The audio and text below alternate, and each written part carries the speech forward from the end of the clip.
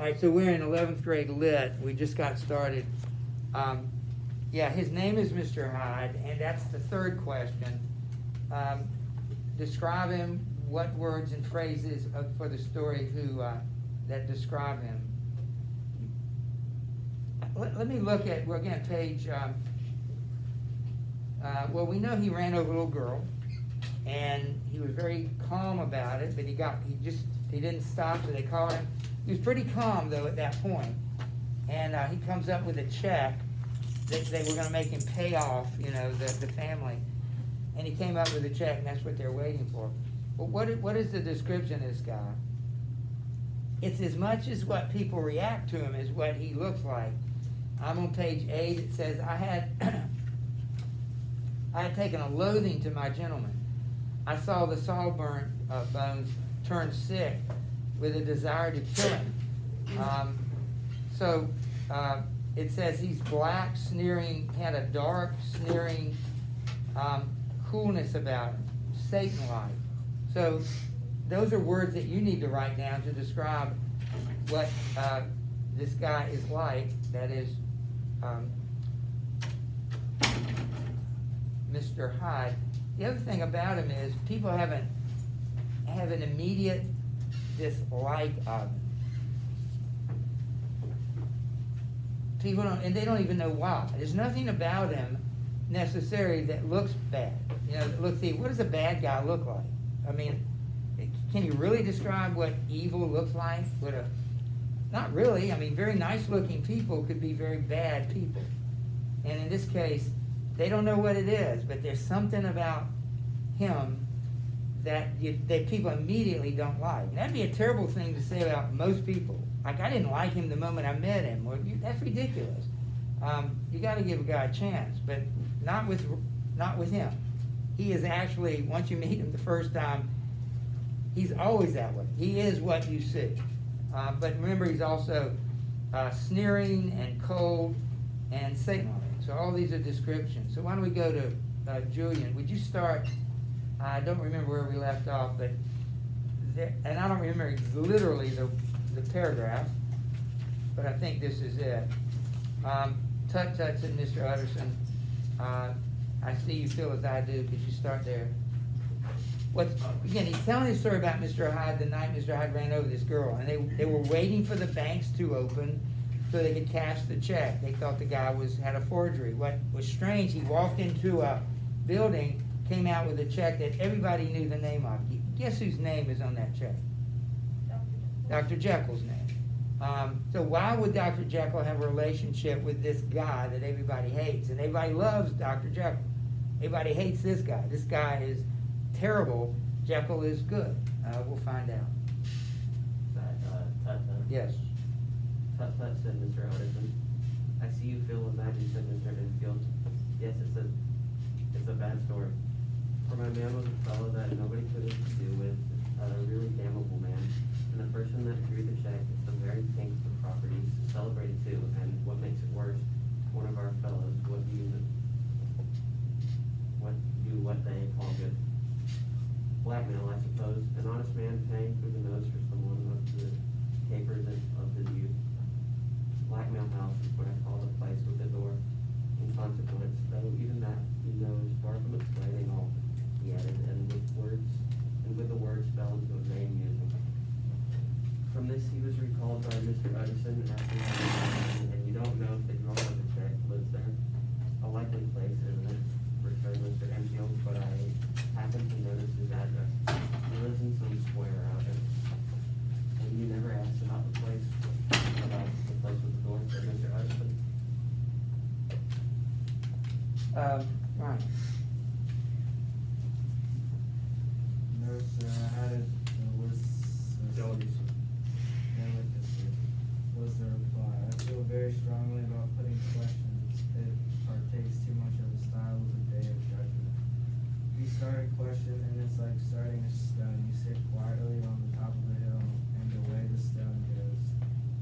Starting others, and presently some bland old bird, the last you have thought of, is knocked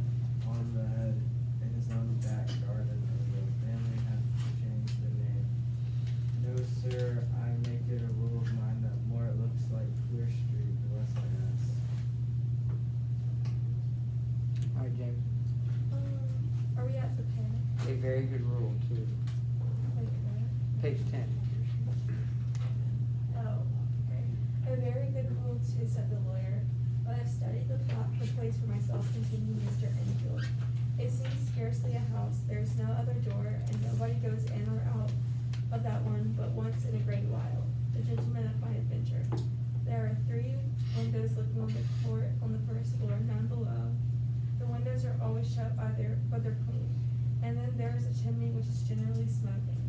So somebody must live there, and yet it's not so sure, for the buildings are so packed together about the court that it's hard to say where one ends and another begins. The pair walked on again for a while in silence, and then Enfield said, Mr. Utterson, that's a good rule of yours. Yes, I think it is, returned Enfield, but for all that, continued the lawyer, there's one point I want to ask. I want to ask the name of the man who walked over the child. Well, said Mr. Enfield, I can't see what harm it would do. It was a man of the name of Hyde. Said Mr. Utterson, what sort of man is he to see?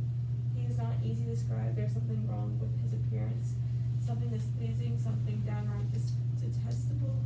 I never saw a man I so disliked, and yet I scarce know why. He must be deformed somewhere. He gives a strong feeling of deformity, although I couldn't specify the point. He's an extraordinary looking man, and yet I really can do nothing out of the way.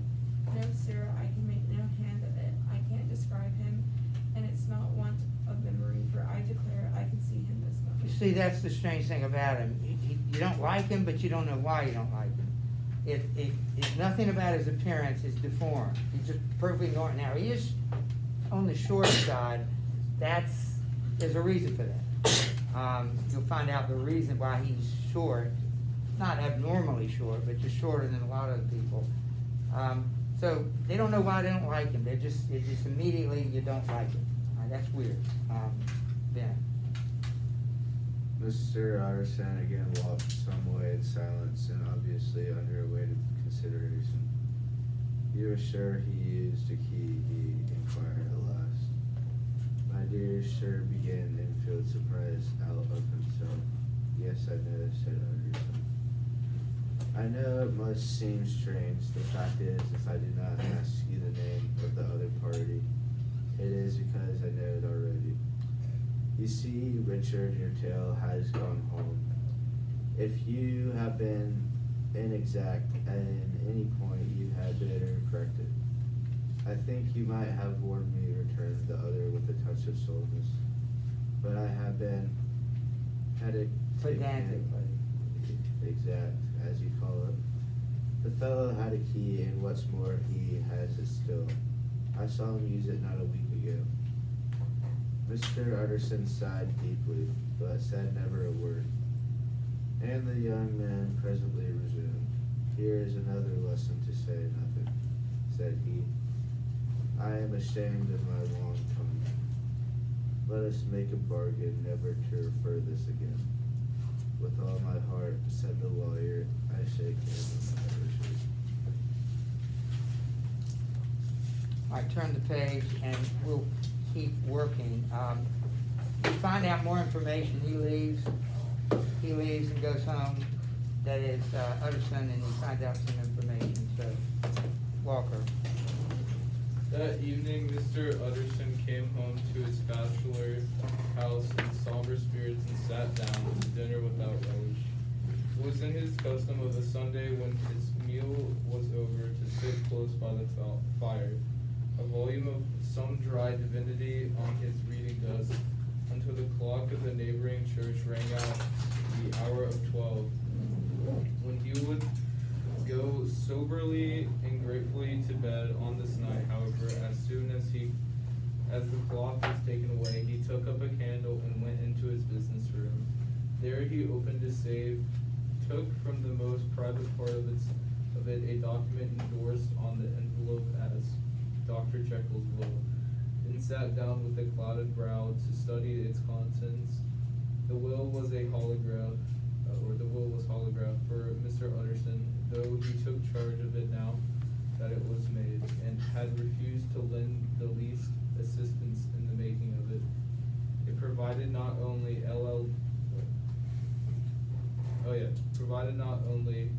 that in case of the deceased of Henry Jekyll, N.D., D.C.L., LLD, FRS, etc., all his possessions were to pass into the hands of his friend and benefactor Edward Hyde.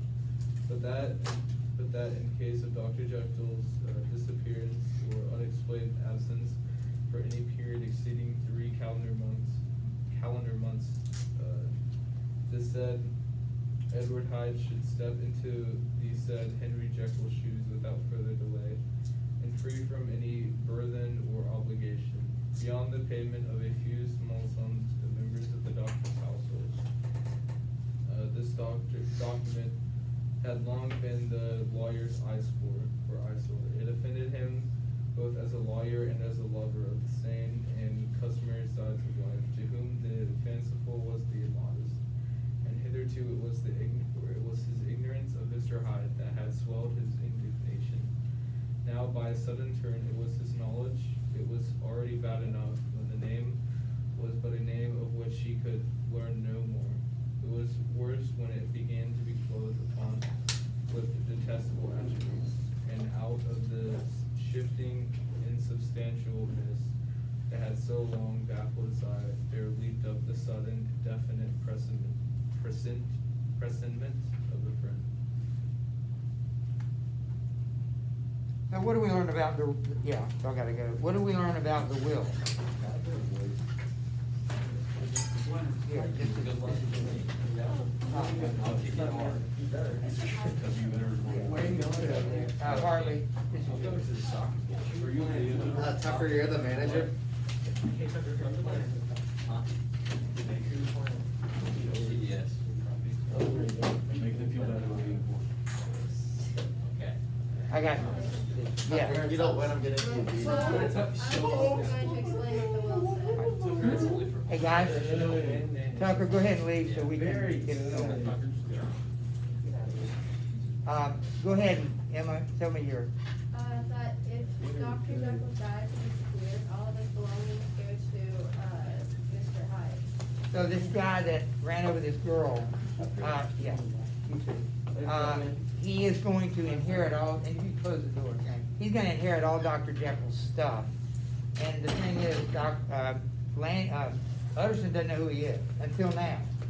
He was just some stranger that's gonna inherit, that bothered him, that he didn't know who he was. And now when he knows who he is, that bothers him even more, that this guy, that's such a bad guy, is gonna get all this stuff from him. So, have you finished 13? Jeffrey. Yeah. Is it I thought or? Yeah. Okay. I thought it was madness, he said, as he replaced the obnoxious paper in the sink, and now I begin to fear it is disgrace. With that, he blew out his candle, put on a greatcoat, and set forth in the direction of Cavendish Square, that citadel of medicine where his friend, the great Dr. Lanyon, had his house and received his crowded patients. If anyone knows, it will be Lanyon, he had thought. The summoned butler knew and welcomed him. He was subjected to no stage of delay, but ushered direct from the door into the dining room where Dr. Lanyon sat alone over his wine. This was a hearty, healthy, dapper, red-faced gentleman with a shock of hair prematurely white, in a boisterous and decided manner.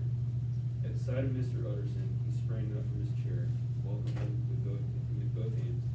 His geniality was the way of the man, somewhat theatrical to the eye, but reposed on genuine feeling.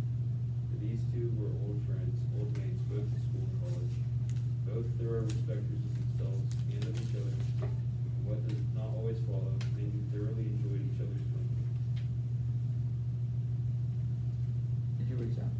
After a little rambling talk, the lawyer led up to the subject which so disagreeably preoccupied his mind. I suppose, Lanyon, said he, you and I must be the two oldest friends that Henry Jekyll has. I wish the friends were younger, chuckled Dr. Lanyon, but I suppose we are. And what of that? I see little of him now.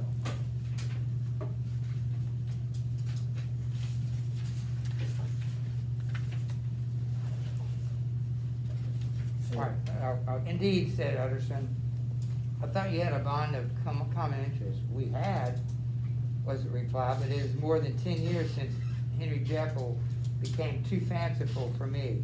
He began to go wrong in mind, and though of course I thought to take an interest in him for an old sake's sake, as they say, I see that I have been devilish little of the man. I have seen devilish little of the man. Such unscientific balderdash, added the doctor, flushing suddenly purple, would have estranged Damon and Pythias.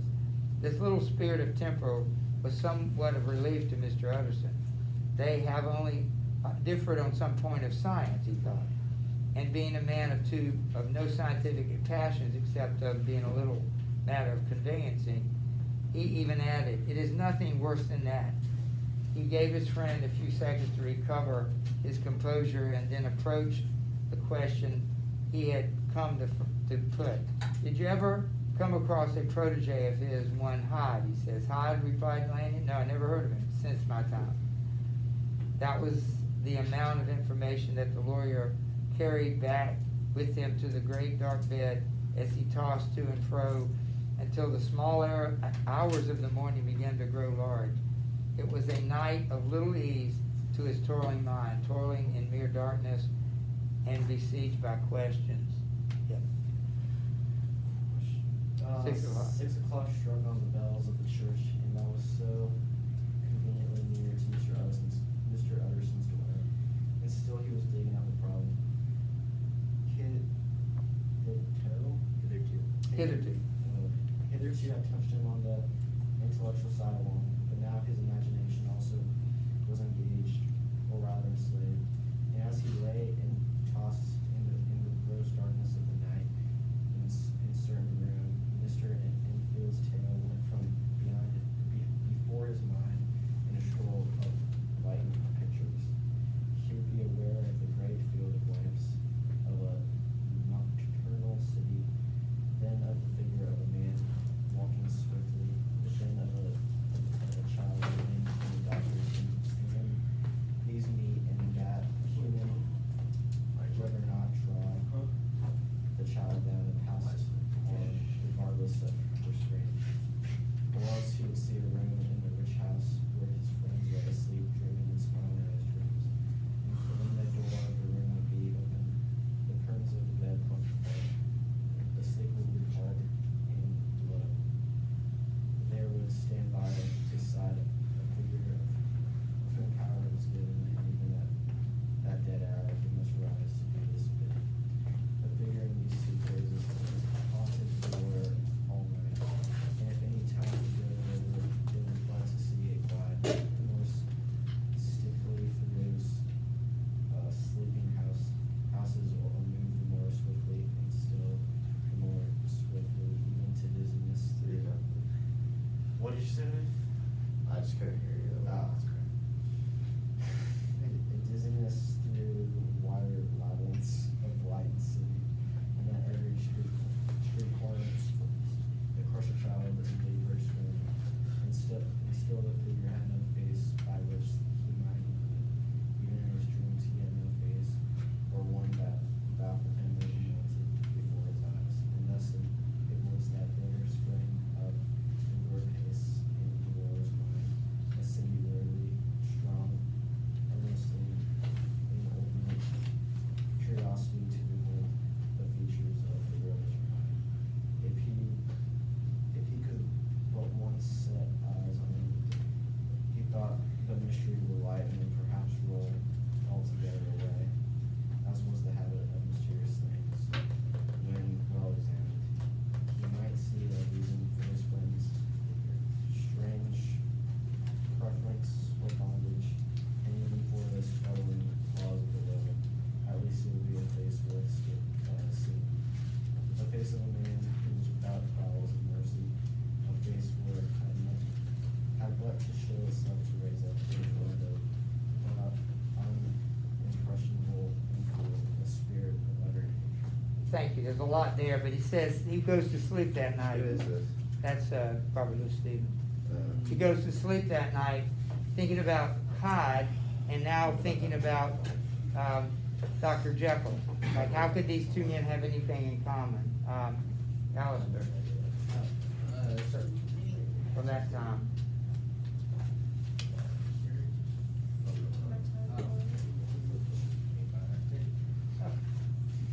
From the time forward, Mr. Edison began to haunt the door in the by street of the shops. The morning before office hours, at noon when business was plenty and time scarce, at night under the face of the foggy city moon, by all lights and at all hours of solitude or concourse.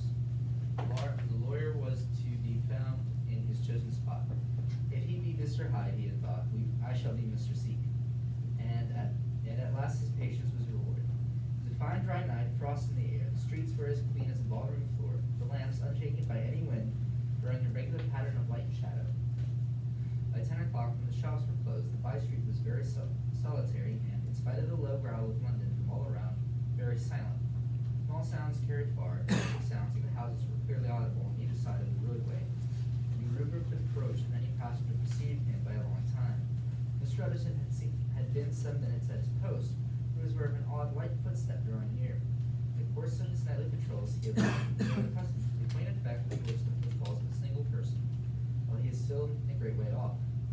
Suddenly spring out distinct from the vast hum and clatter of the city. Yet his attention had never before been so sharply and decisively arrested. It was with a strong superstitious provision of success that he withdrew into the entry of the court. So he wants to find Mr. Hyde, he wants to see what he looks like, and so Utterson has been going out at night, kind of hanging around that neighborhood with the house, and he finally sees him. Robbie? Steps grew swiftly nearer and swelled out suddenly louder as they turned to the end of the street. The lawyer, looking forth from the entry, could soon see what manner of man it was. He was small and very plainly dressed, and the look of him, even at a distance, went somehow strongly against the blushers condition. But he made straight for the door, crossing the roadway at the same time, and as he came, he drew a key from his pocket, like one approaching Remember, this is where Jekyll lives, so he goes in that back door. He does mention that he's small, just keep that in mind. And he has a key, so he's very familiar with Jekyll. Jekyll, I don't know if he lives there, but Jekyll gave him a key, trust me. You wanna read or give it to? Mr. Utterson stepped out until he was sure that he passed Mr. Hyde. Mr. Hyde shrank back with a hissing of the breath, but his fear was only momentarily. And though he did not look the lawyer in the face, he answered coolly enough, "That is my name, William Miller. I see you are going in," returned the lawyer. "I am an old friend of Dr. Jekyll's and Mr. Utterson's of John Street. He must have been in a meeting you said, yeah, but you might." Notice the word that it describes when Jekyll touched him on the shoulder, and of course it scared him. He says he hissed. Why do you think that word's significant? What? Not human, what would he be like? Monster. What kind of creatures? Snake. Probably a snake, and so that's interesting. And we just read a little more, I got about 4 minutes here, yeah. So, You will not find Dr. Jekyll. He is from home, replied Mr. Hyde, flowing in the key. And then suddenly, but still without looking up, how did you know me, he asked. On your side, said Mr. Utterson, will you do me a favor? With pleasure, replied the other. What shall it be? Will you let me see your face? Asked the lawyer. Mr. Hyde appeared to hesitate, and then, as if upon some sudden reflection, fronted about with an air of defiance, and the pair stared at each other pretty fixedly for a few seconds. Now I shall know you again, said Mr. Utterson. You may be useful. Yes, returned Mr. Hyde. It is as well we have met, and apropos, you should have my address. And he gave a number of a street in Soho. Good God, thought Mr. Utterson, can he too have been thinking of the will? But he kept his feelings to himself and only grunted an acknowledgement of the address. And now, said the other, how did you know me? By description, was the reply. Whose description? We have common friends, said Mr. Utterson. Common friends, echoed Mr. Hyde a little hoarsely. Who are they? Jekyll, for instance, said the lawyer. He never told you, cried Mr. Hyde, flushed and angry. I did not think you would have lied. Come, said Mr. Utterson, that is not fitting language. The other snarled with a loud and savage laugh. A In the next moment, with extraordinary quickness, he had unlocked the door and disappeared from the house. Notice again, it says he snarled, sounds like what? Monster. Yep, and, you know, dog or something, but yeah, there's something, a savage laugh. Could you read him just a couple more minutes? Read the book in 5 seconds. Read from the book. Don't let him give you a hard time, go ahead. The lawyer stood a while when Mr. Hyde had left him. Picture of disquietude. Disquietude. Then he began slowly to mount the street, pausing every step or two, putting his hand to his brow like a man in mental complexity. The problem he was thus debating as he walked was one of the class that is rarely solved. Mr. Hyde was pale and dwarfish. He gave an impression of deformity without any nameable malformation. He had a displeasing smile. He had borne himself to the lawyer with a sort of murderous mixture of timidity and boldness, and he spoke with a husky, whispering, and somewhat broken voice. All these were points against him, but not all these together could explain the hitherto unknown digest, loathing, and fear with which Mr. Edison regarded him. There must be something else, said the perplexed gentleman. There is something more, if I could find a name for it. God bless me, the man seemed hardly human. Something troglodytic, shall we say, or can it be the old story of Dr. Fell, or is it the mere radiance of a foul soul that is thus transpires through and transfigures its clay continent? The last I think for of an poor old Harry Jekyll. It is if I ever read Satan's signature upon the face. It is not that of your new friend. Thank you, and would you just finish it, Lillian? Around the corner from the by street, there is a square of ancient, handsome houses, now for the most part decayed from their high estate and let in flats and chambers to all sorts of conditions of men. Map engravers, architects, shady lawyers, and the agents of obscure enterprises. One house, however, second from the corner, was still occupied entire door of this, which wore a great air of wealth and comfort, though it was now drenched in darkness, except for the family, and Mr. Edison stopped and knocked. The well-dressed elderly servant opened the door. Hello?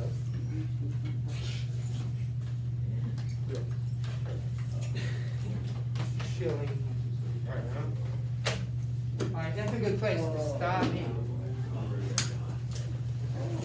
Let me, hand this to you, yeah. Guys, if, you don't wanna show anybody your scores, that's your business. I don't know what this is. But anyway, let me call your name, so come up and get it. Alistair, you got it. What? Right here. Randall McDonald. And Beat Canyon. Canyon. Beat Canyon. is he coming down? Yeah, the Canyon of Beat. Beat Canyon, Canyon. This is the ACT? Of course. PSAT. It says PSAT on the book. PACT. 16. Oh, PAC. No, this is PSAT. Ryan. Maybe it just has This is pre-ACT. Maybe it just has your pre-AC. Oh, they're both. They give them both. So, okay, and the books are wrong, by the way. I have Ben's book. Yeah, that doesn't, apparently that doesn't matter in the book I here. got a 16 on the ACT and a 9. If you wanna switch with them, you No, you can. didn't. Oh, I got a 920 on the ACT. Jeff, you go. Ben, your book. The book is not necessarily yours, and apparently that doesn't matter Oh, when no, you it's look not at good. it. Really, where do you It's put at it? ACT.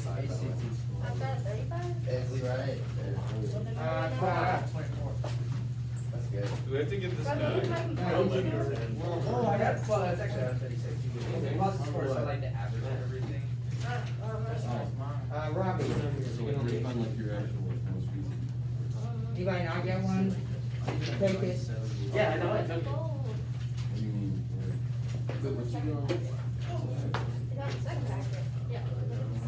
I got it. The next Hi, Emma Elder. Hi. Ben, I got 11 cents. Where's the you want? I'll get a few 15.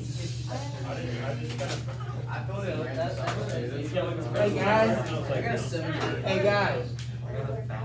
Guys, I need for you to read something for Thursday. I need you to read it through page 39. I'll remind you tomorrow, page 39. You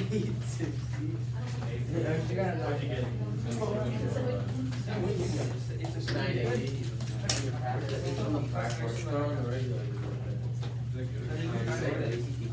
On the regular, I'm gonna actually drive. Dude, the ACT was something. That's why I take. I might not even, I got it. I need to, my grades is bad, so I need to get it something. Oh, so I guess those black ones are worse. Yeah, math down there. Is it your book? Oh, yes, I know. Oh, Lord. I got a nine. Mine went below average. Not yet. No, I'm above. I'm above some. Yeah, some of them are just like. Oh. You know what? My reading and writing score is higher than my math score. No, this is good enough to get into community college. I don't think you really need anything to get into. Exactly. But it's probably really hard because you can learn it right. See, like, I was thinking about it, like, med school is cool and all, but like, just, I was thinking about graduating, going out of high school. I know I'm not getting started, I just remember, so like, I'm planning on.